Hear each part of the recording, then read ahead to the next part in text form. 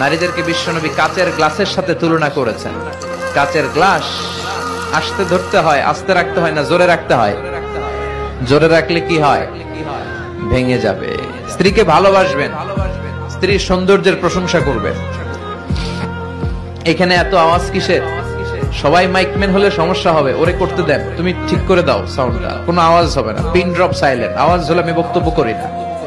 Pin drop silent, pin পতন নীরবতা। নারীদের পেটটা খনি, গ্যাসের খনি, তেলের খনি, স্বর্ণের খনি, চিনেন? এরকম খনি।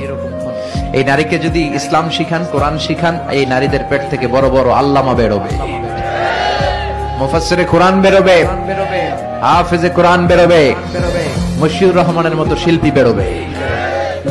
আর যদি হেজাব না পড়ান, জি বাংলা স্টার জলসা দেখতে দেন, এদের পেট থেকে বেরোবে ডাকাত, টেন্ডারবাজ, চাঁদাবাজ। গাঞ্জার টাকা না পেলে যে বেয়াদব গুলো লাথি মেরে মায়ের ঘর থেকে বের করে দেয়, এরকম বেয়াদব। এজন্য নারীদেরকে যত্ন নিতে হবে। ঘরের শান্তি, ভালোবাসার মূল উৎস হচ্ছে